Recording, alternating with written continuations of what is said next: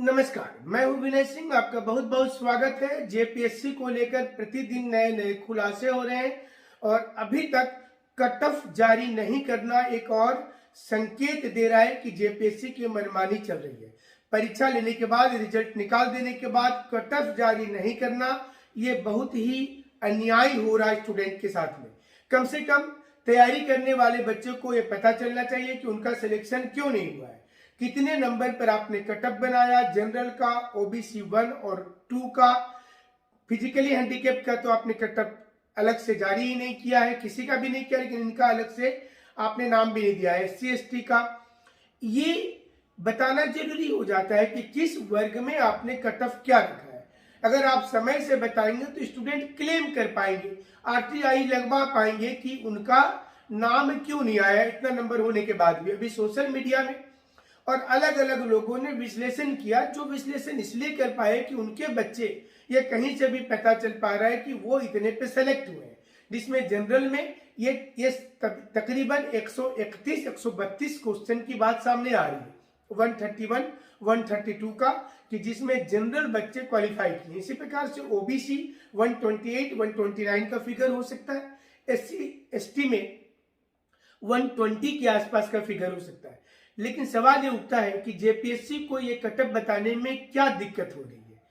क्या उसे ये महसूस हो रहा है कि अगर वो कटअप जारी कर देंगे तो युवा और भी ज्यादा रूप से आंदोलन में सामने आ जाएंगे। हालांकि ये छुट्टी का मौसम चल रहा है और हो सकता है कि इस बीच में जेपीएससी कटअप रिलीज कर दे। जिनका सिलेक्शन नहीं हुआ है उसे भी ये जानने का हक है कि उनका कटअप कितना है। इसके साथ साथ जेपीएससी ये भी विचार कर रही होगी कि जो सेंटर में गड़बड़ी हुई है, अगर उन बच्चों को अगर हटा दिया जाए, उस सेंटर को कैंसिल किया जाए, तो ऐसे में नए बच्चों को मौका दिया जा सकता है।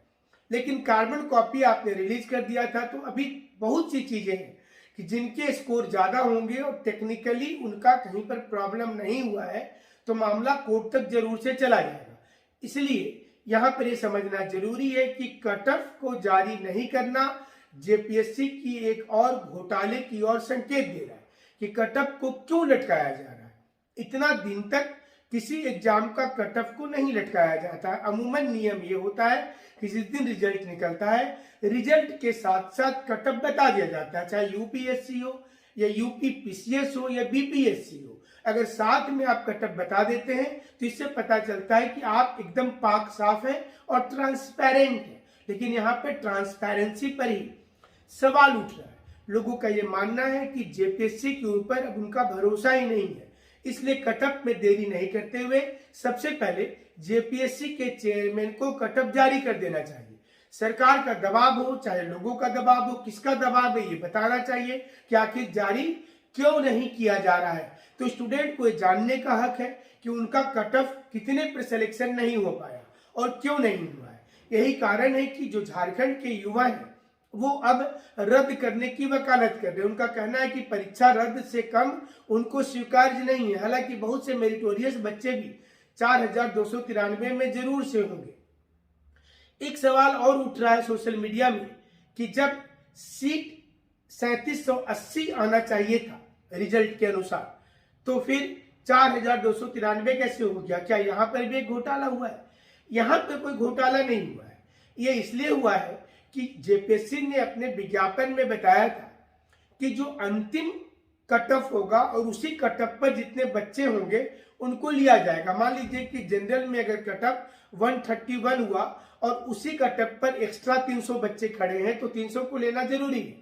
उसी प्रकार से SC ST के लिए कटऑफ निर्धारित किया गया होगा। लेकिन इसको भी समझने के लिए जेपीएससी को कटऑफ डालना पड़ेगा। अगर वो कटऑफ बताएगी नहीं तो ये असमंजस का चीज चलेगा और सोशल मीडिया पर तरह तरह की खबरें आते रहेंगी।